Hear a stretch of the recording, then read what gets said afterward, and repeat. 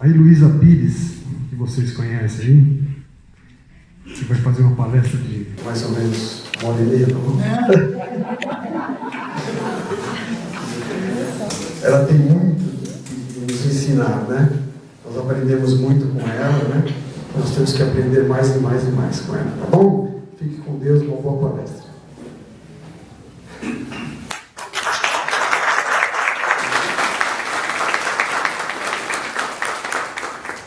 Exagero, não tem luz alguma, a luz ainda está apagada, mas vamos acendê-la.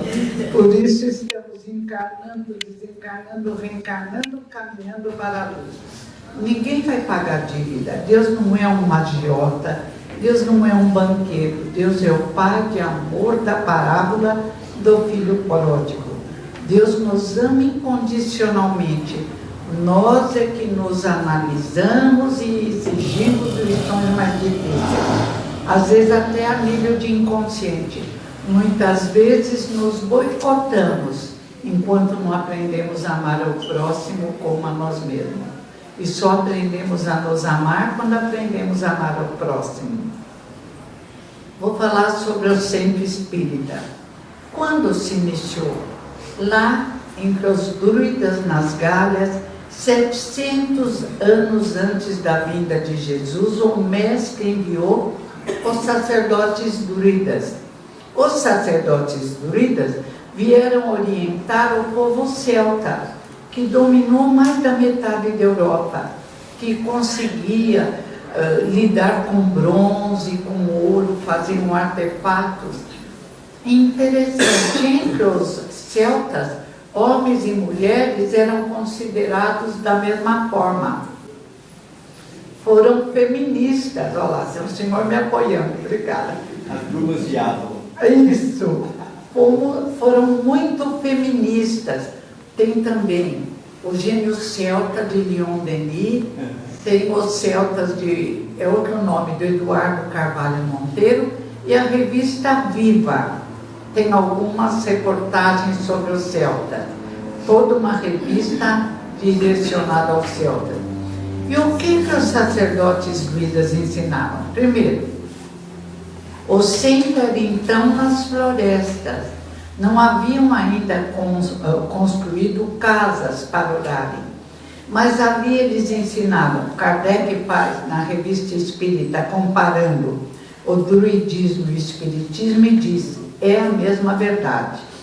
Falavam sobre a inexistência da morte, falavam sobre a comunicação entre encarnados e desencarnados, da necessidade de fazermos o bem, ou seja, diz Kardec, concluindo a sua pesquisa, é a mesma verdade, são os mesmos conceitos. E estas verdades nos acompanham. Tantos vieram Buda, o querido Buda, que fez mais de 10.000 palestras. Às vezes achamos que Buda ficou sentadinho. Não. Ele viajava depois que saiu do Palácio do Pai, que descobriu que haviam doentes, havia velório onde todos se desesperavam. Ele saiu, foi procurar a verdade, encontrou o auxílio da espiritualidade superior e disse: devemos nos desenvolver moralmente, porque assim conseguimos perceber melhor o mundo à nossa volta. Ou seja, irradiando o nosso perispírito, ficamos mais inteligentes. Quando os pais descobrirem isso, sentirem isso, a evangelização vai ter fila, porque é uma das formas do equilíbrio do indivíduo. Obrigada.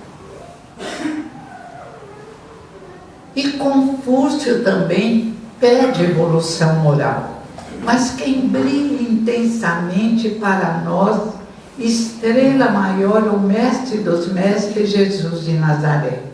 Era esperado o Messias pelo povo judeu. Por que o povo judeu foi escolhido para receber Jesus?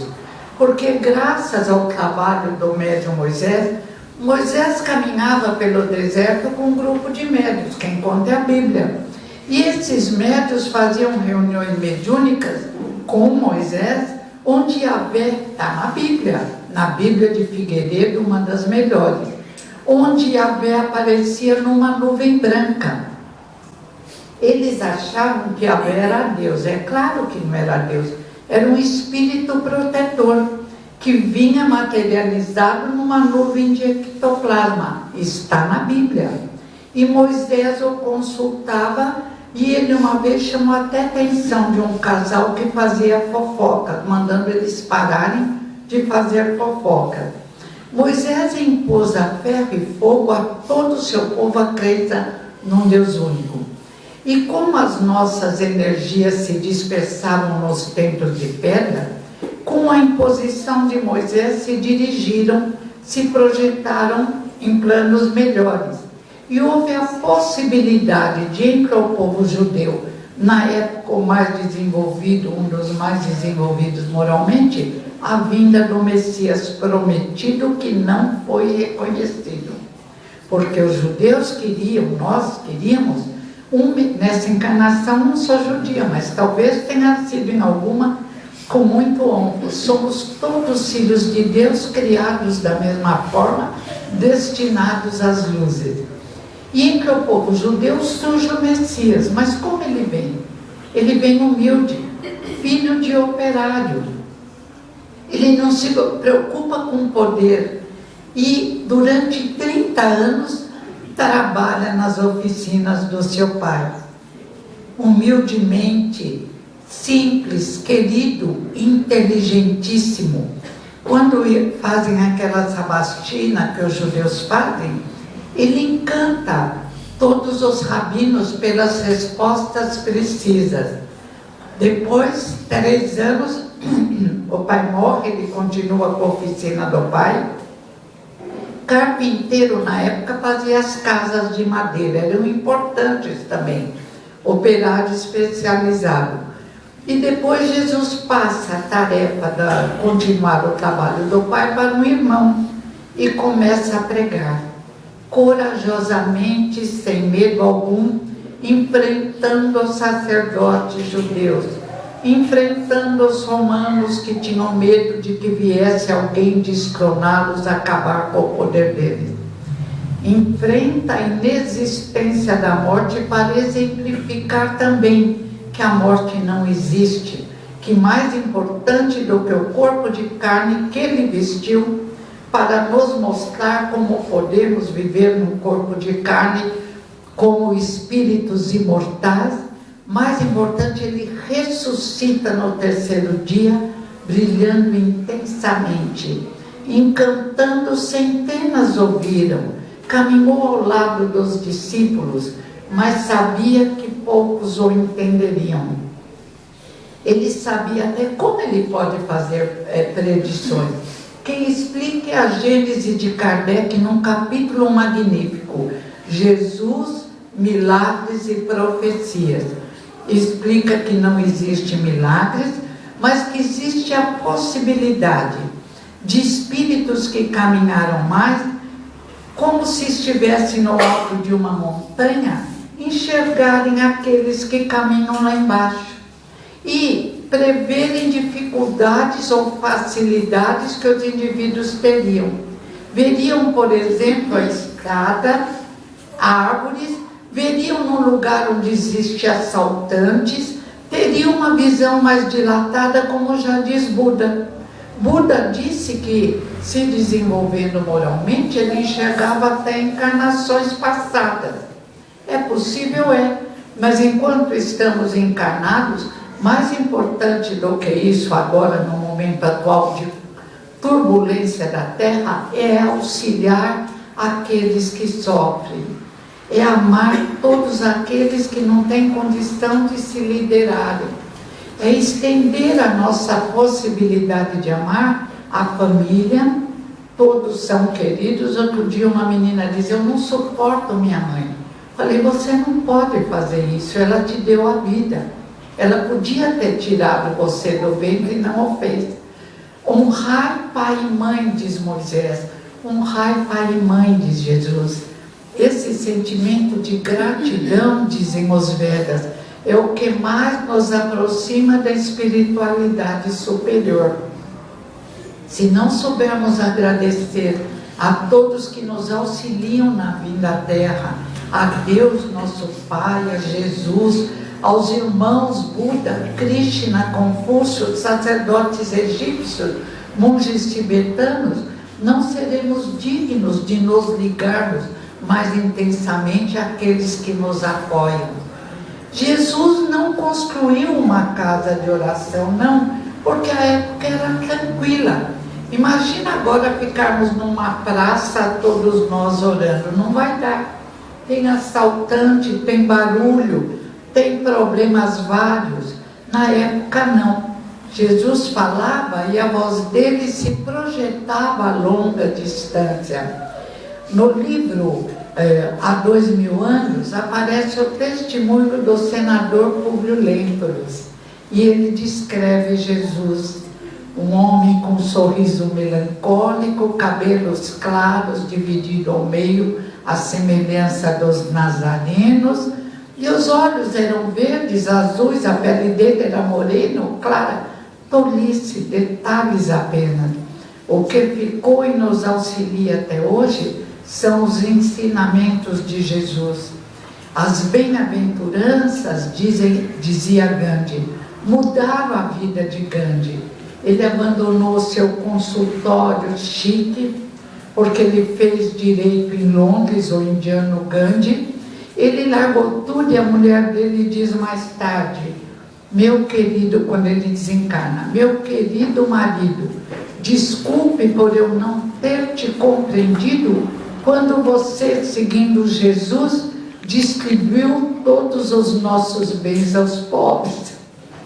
Era difícil entender isso, ainda mais uma indiana de família mais abastada. Ela diz, mas agora eu te entendo. Obrigada, meu amado esposo, mas meu mestre também. E Gandhi diz, ele se baseou nas bem-aventuranças.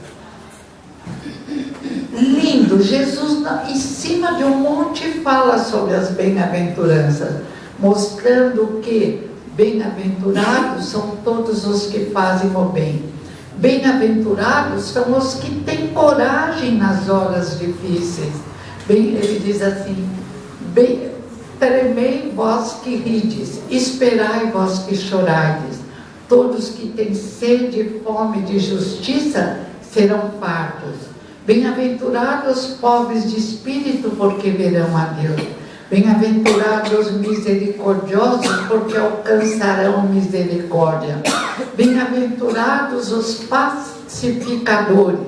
E diz ainda, sois Deus e sois luzes. Sois a luz do mundo, sois o sal da terra. Se o sal perder seu sabor, com que se há de salgá-la? E Gandhi diz, isso mudou minha vida, mas eu não me digo cristão, porque os cristãos não seguem Jesus. Está na hora de começarmos a seguir de acordo com as nossas possibilidades e nos esforçando um pouco os ensinamentos do Mestre de Nazaré. Vários caminhos conduzem a Deus. Podemos seguir Buda, Krishna, Confúcio, sacerdotes vários. O que importa é amar ao próximo como a si mesmo. E só nos amamos quando caminhamos com dignidade. Jesus sabia das nossas necessidades, da nossa ignorância e disse, eu vos enviarei o Paráclito, o Consolador, e ele ficará convosco, e vós o compreendereis. Então, já há mais de 2000 anos, estávamos aptos a compreender os ensinamentos do Mestre de Nazaré. Mas como diz Piaget, o grande pesquisador da educação, só compreendemos quando mudamos o comportamento. A compreensão da matemática se expressa em ser capaz de transferir soluções do problema. Sabemos resolver qualquer problema.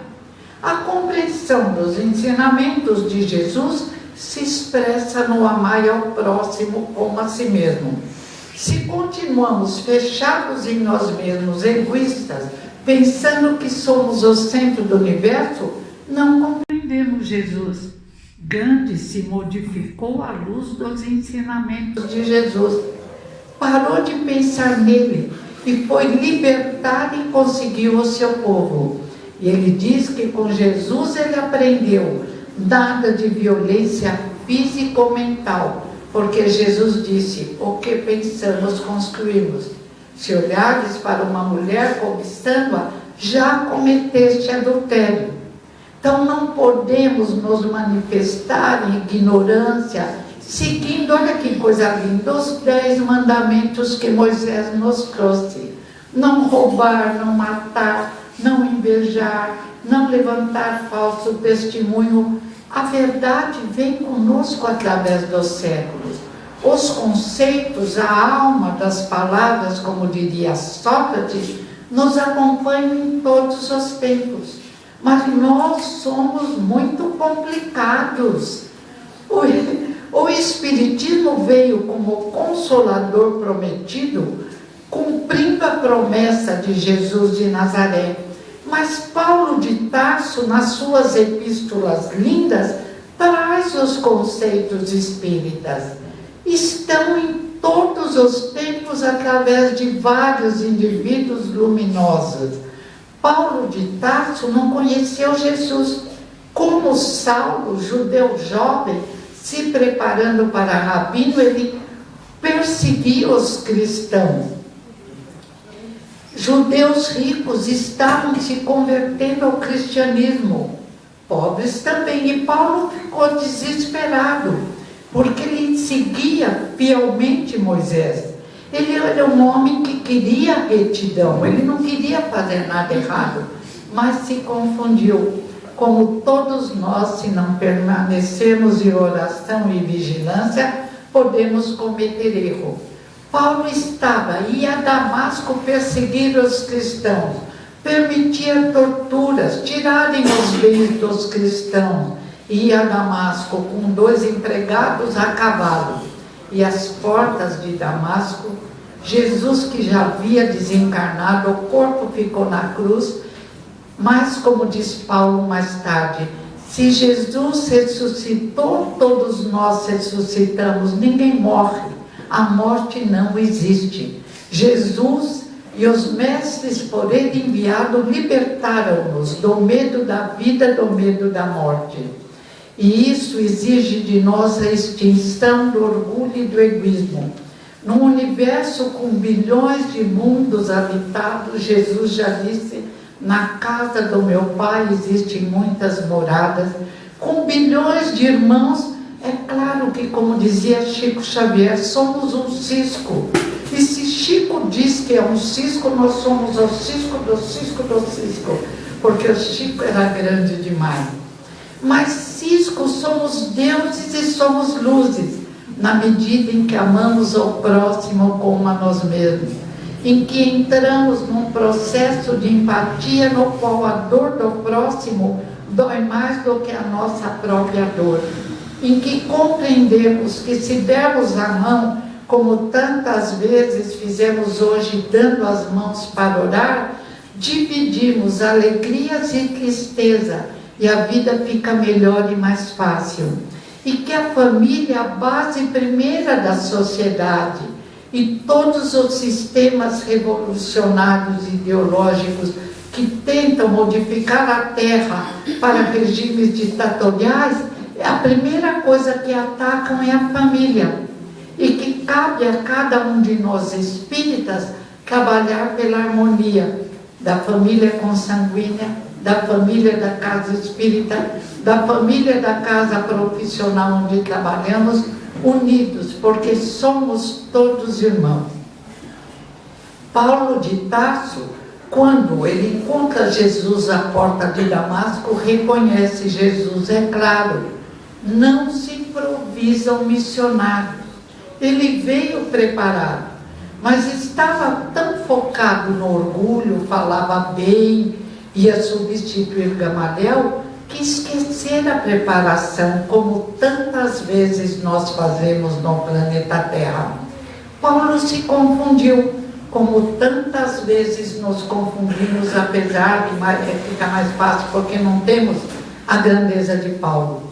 Mas quando Paulo compreendeu a grandeza dos ensinamentos do Messias prometido, Jesus de Nazaré, com uma coragem incrível, ele, como Gandhi faria depois, abandonou os bens materiais, abandonou o lar materno, abandonou as honrarias que recebia na sinagoga por sua inteligência, por seu brilho, e partiu.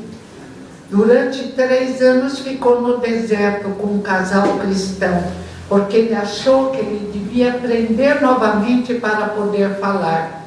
Humildemente estudou os ensinamentos do Mestre de Nazaré. Já então existiam as primitivas casas cristãs, o embrião do centro espírita. Existia o serviço da casa cristã, que era amar ao próximo como a si mesmo.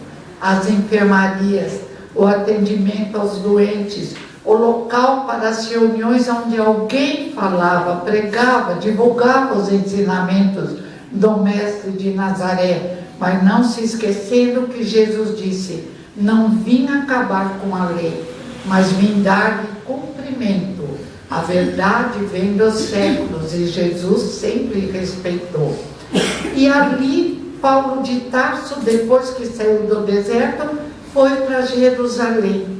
Estava cansado pelos erros cometidos, cheio de remorsos, abatido, mas não deixaram Paulo entrar nas casas cristãs. Temiam Paulo. Ele havia matado em nome de Moisés, como nós mais tarde mataríamos em nome de Jesus.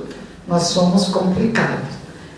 Paulo recebeu a visita de Barnabé, que levou Paulo doente, e Paulo humildemente pediu: deixe-me ficar na cama que Estevão ocupou. Quem era Estevão? O cristão que Paulo conheceu pregando lindamente, que irritou Paulo, porque ele convencia as pessoas, e Paulo contribuiu para a morte a pedradas de Estevão.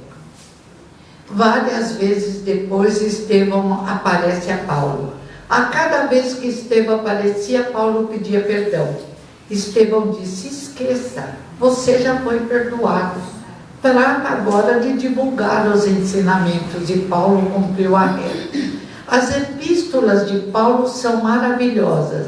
Corajosamente ele diz aos judeus: vocês ficam só preocupados com a circuncisão, que era um ritual entre os judeus que permitia o indivíduo se tornar verdadeiramente judeu. E ele disse ainda: a circuncisão de nada vale. É uma prática exterior. O que é preciso, vocês que pela primeira vez receberam os ensinamentos de Deus, é cumprirem, amarem ao próximo. Só isso é que vale. E diz aos gentios: vocês têm tendência a se entregarem às más companhias, à luxúria, e é necessário vocês mudarem esse comportamento. Paulo acendeu uma luz forte para auxiliar na divulgação dos ensinamentos de Jesus de Nazaré. E ele dá uma aula sobre mediunidade nas epístolas aos Coríntios, onde ele diz: entre todos os dons eu prefiro a profecia. A profecia, mediunidade psicofônica, como existe ainda hoje. Paulo adorava a profecia e daí dá um conselho: é melhor que vocês falem, os médiuns, 5 palavras inteligíveis do que 1000 palavras que ninguém entenda. Mas nós ainda não entendemos. Às vezes as pessoas querem falar difícil. Existe, irmãos nossos, não estamos fazendo uma crítica, apenas analisando para não repetirmos a mesma coisa, que falam através de palavras que ninguém entende, porque eles acham que é o certo. Obrigada, querido. Então, ninguém condenou a mediunidade. Ah, mas Moisés... Não é verdade. Quando Moisés condenou a mediunidade? Tem um trecho da Bíblia, leiam a Bíblia. Tem um trecho da Bíblia, mas não é para fazer confusão, pelo amor de Deus. Tem um trecho da Bíblia onde aparece 2 moços ao praia e Medá vão falar com Moisés. Não, estão fazendo profecias, o povo, o fofoqueiro vai falar com Moisés. Olha, Udá e Medá estão fazendo profecias. Moisés responde: tomara que todos fossem profetas. Ele condenava a profecia cobrada, a profecia interesseira, mas ele, tanto que ele caminhava com um grupo de médiuns que faziam até materializações. Jesus também conversa com Moisés e Elias materializados, e os discípulos veem encantados que os 3 brilham intensamente, espíritos com muita luz. Então não houve problema. Nós estávamos lá, somos reencarnados, nós é que depois que os discípulos, os primitivos cristãos partiram, começamos as grandes confusões. Estávamos lá. Não podemos apontar com o dedo, porque já dizem os árabes, 3 se voltam para nós. E nós que proibimos a mediunidade, nos vários concílios, proibimos a reencarnação. Que tolice! Como vamos proibir coisas que existem naturalmente? Dizem, não sei se é calúnia, que foi a mulher de Constantino que tiveram uma vida muito livre e mandou matar as colegas de vida muito livre. E aí ela tinha medo, porque falaram: olha, na outra encarnação você vai pagar por isso. Então ela decretou que não existia encarnação. E nós batemos palma nos concílios. Estávamos lá. Nós criamos templos suntuosos, estávamos lá. Tentávamos seguir Jesus, mas ainda não tínhamos capacidade para. Mas os ensinamentos, graças a Paulo, se tornaram menos judaizantes e menos pagãos. No entanto, ainda hoje o carnaval é uma festa pagã, que a maioria adora. As teias de aranha do passado continuam dentro de nós. Muitas vezes caminhamos nos expressando em rituais antigos, é uma necessidade nossa. Muitas vezes repetimos gestos do passado. É comum no meio espírita adorarmos médiuns e palestrantes como se fossem santos. Nossa, às vezes eu falo, gente, não pode, cada um faz sua tarefa e não existe o maior ou menor. Não podemos julgar na terra. Às vezes aquele que senta no último lugar, humildezinho, que se preocupa em limpar o centro ou em receber o pessoal, é muito maior do que o palestrante ou médium famoso. Quando vamos entender os conceitos verdadeiros? Os valores não se medem por atitudes externas, é o interior que vale. Herculano tem um livro lindo, um pequeno grande livro, O Reino, onde ele diz assim: não entra no céu o rico orgulhoso, o rico egoísta, mas também não entra o pobre revoltado, o pobre invejoso. O critério para entrar no reino dos céus que Jesus implantou na terra é o amar ao próximo como a si mesmo. E a casa espírita, como as primitivas casas cristãs, dirigidos por Pedro, depois por Paulo, pelos apóstolos, visam fazer com que esse dar as mãos espiritual fortifique aqueles que estão ainda mais frágeis. É indispensável, sobretudo nesse momento de renovação da terra, de modificação, o comparecimento na casa espírita. Hoje eu falei para o taxista, o Uber que me trouxe, ou em qualquer casa religiosa. Eu pergunto sempre para eles, quando eu parei de dirigir, eu ando muito de táxi, eu aproveito, eu os sinto como meus filhos. Eu falo: você vai na casa de oração, você ora? Ah, eu sou católico. Ah, e você vai uma vez por semana? Não, faz uns 3 meses que eu não vou. Menino, para, precisa ir. tem que orar, que é receber. É lógico, eu falo como os meus filhos. É receber a vacina moral. A febre amarela é de 10 em 10 anos, né? A febre amarela. Contra tifo também tem que repetir. A vacina moral que nos fortifica é dada na casa espírita. Paulo, certa vez, diz, pregando, ele ia pregar como Jesus nos templos, foi no templo de Jerusalém, nas sinagogas, e apanhava.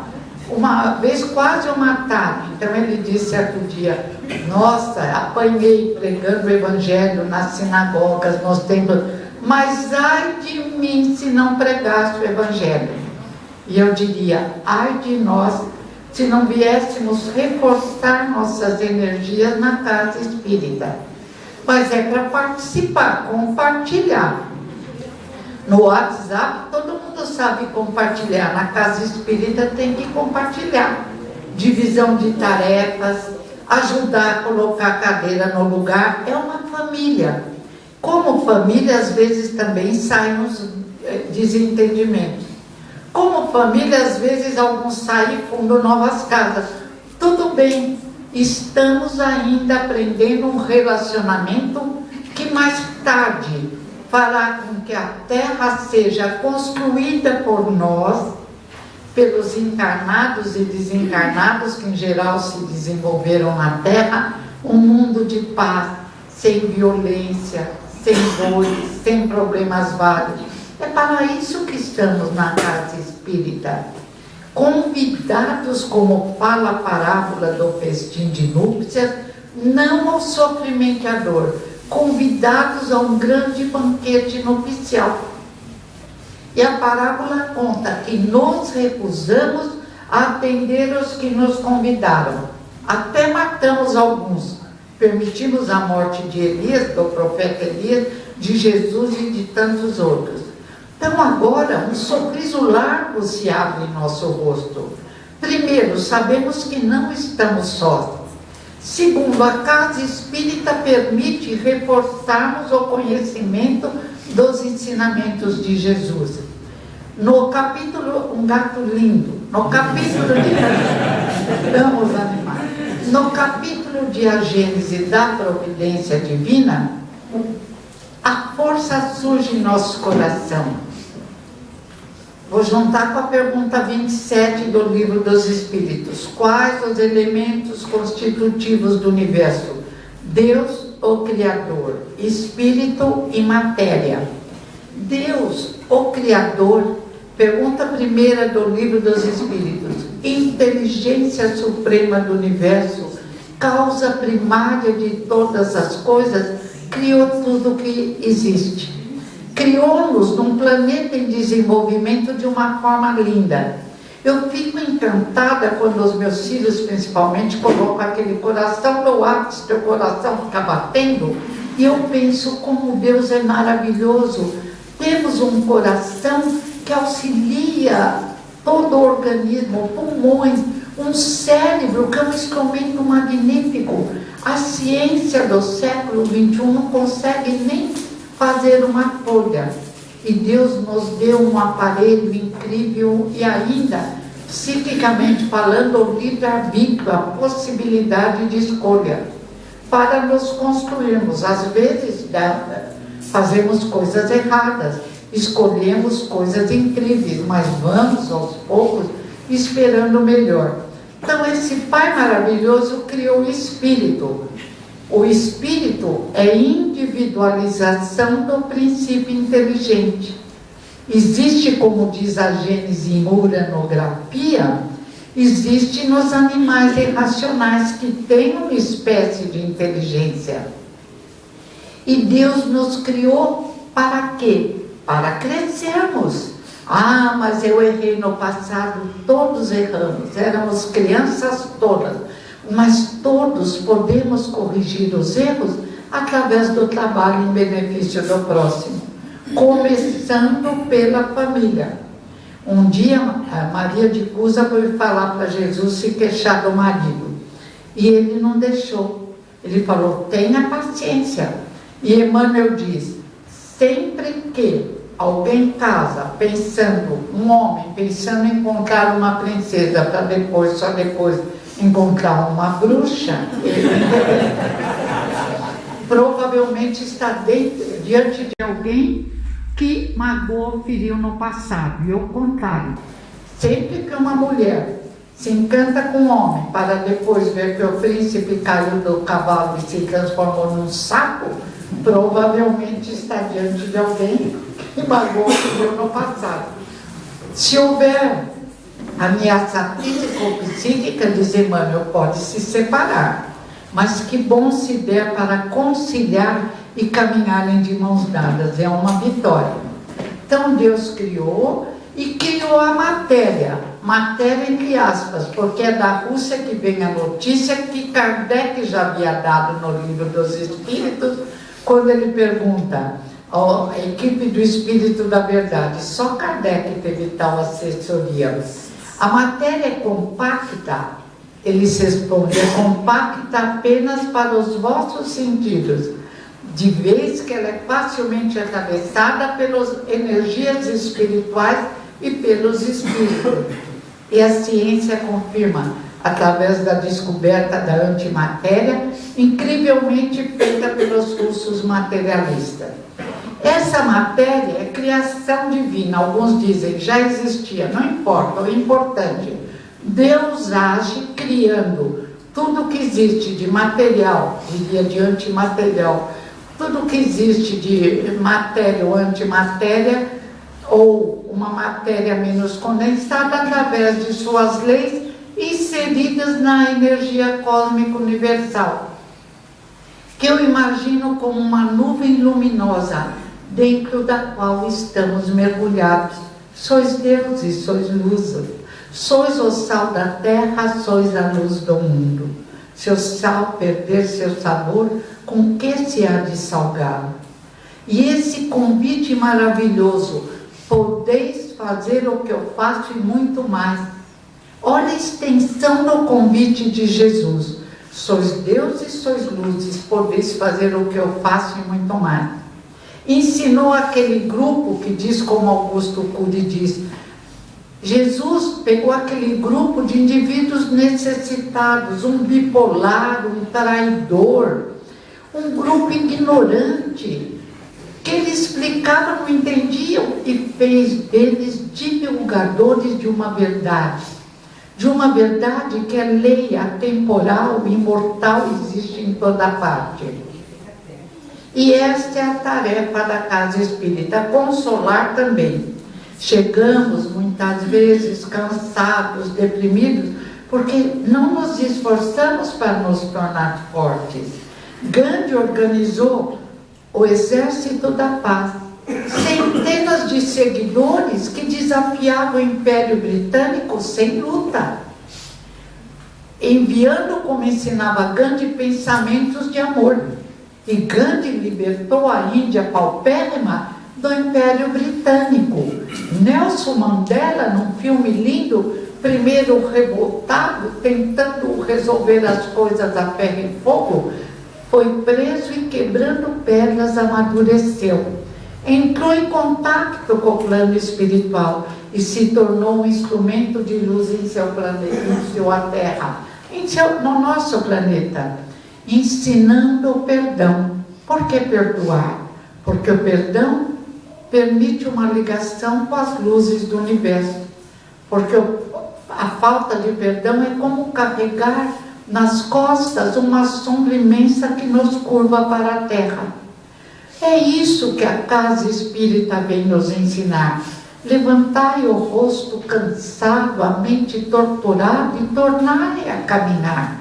Diz Paulo de Tarso, levanta tu que dormes, larga o leite que é próprio para as crianças e se alimente de alimento sólido, coragem, fé, alegria de existir e de viver. Ah, mas eu tenho um problema. E quem não tem um problema? Bezerra de Menezes. Problemas são ingredientes de evolução. Todo mundo adora estudar, ou a maioria. Adoram fazer palavras cruzadas, o game, Nossa, é uma loucura. Por que na hora de problema da vida, tanto temor, tanto desequilíbrio? A mesma pessoa que faz 3 faculdades adorando a dificuldade e lutando para resolver os problemas, fica parada, catatônica perante um problema de vida.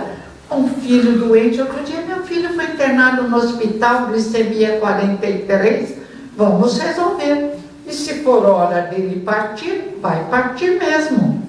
Ok? Não tem solução, já diz o povo. Resolvido está. Fiquei muito feliz dele ter a oportunidade de continuar vivendo, mas aproveitando bem esta encarnação. Mas as coisas acontecem, não são castigo. São acontecimentos possíveis no planeta Terra.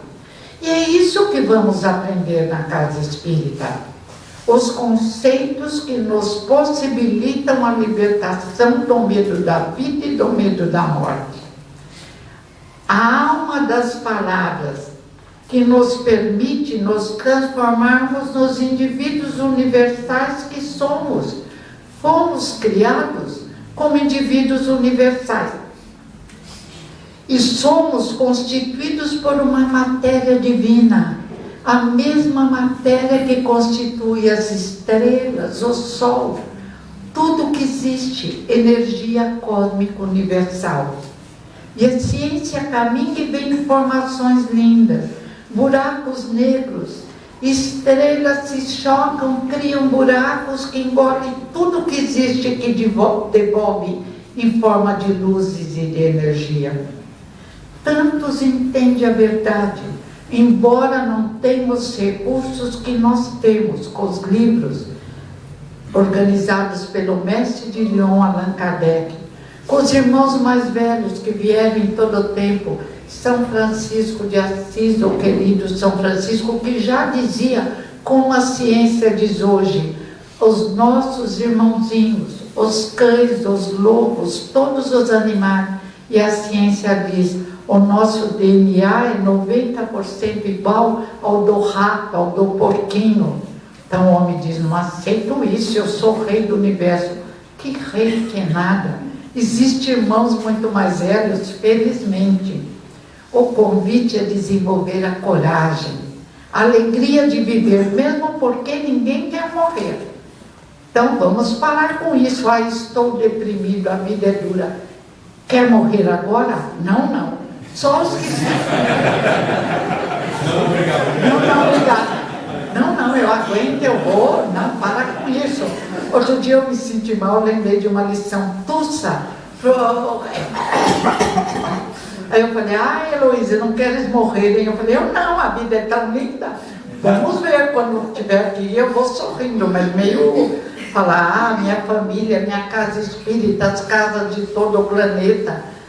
A vida é linda. Então vamos ter coragem, alegria, para o nosso pensamento auxiliar na iluminação do nosso planeta e na mudança de situação necessária da Terra. Mundo ainda de expiação e de provas. Espiar, para com isso, é corrigir erros cometidos. O amor cobre a multidão de pecados. Não existe, diz Leon Denis, a pena de talião. Não existe aquilo, quem matou pela espada, morre pela espada.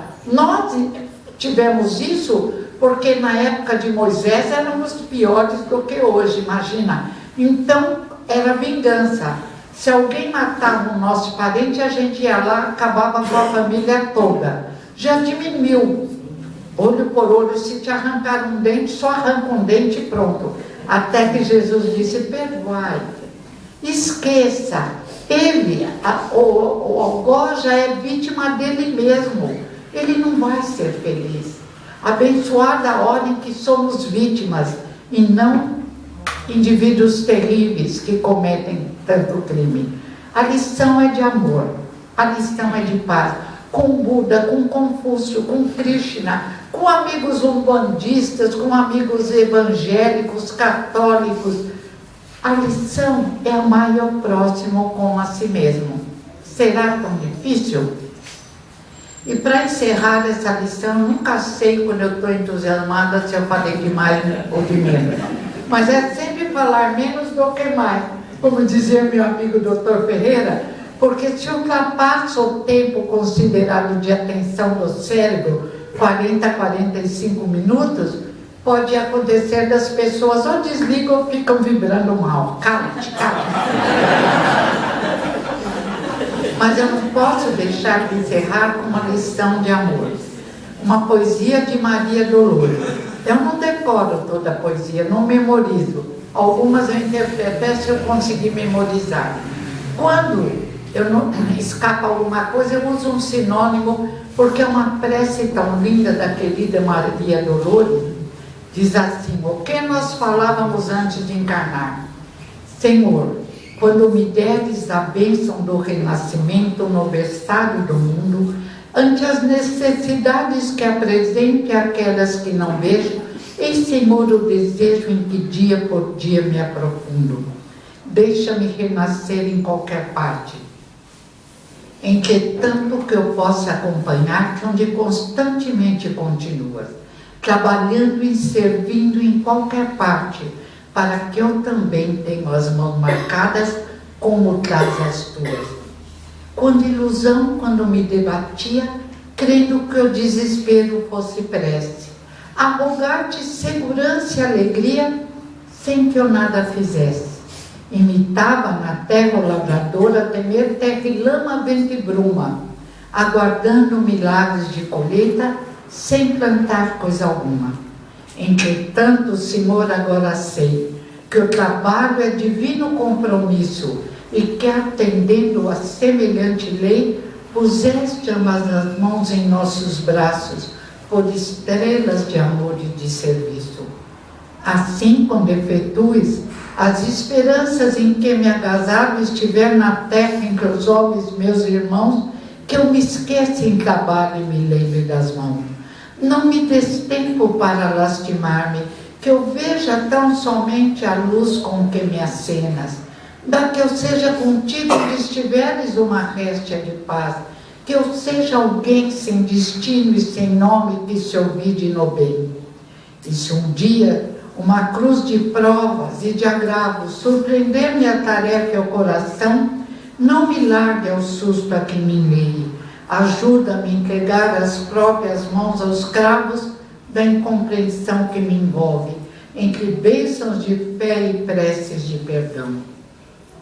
Ouve, celeste amigo, aspiro estar contigo longe de minhas horas desregradas, onde sempre estiveste, sempre continuas, plantando amor em todas as estradas, para eu também ter as mãos marcadas como traz as tuas.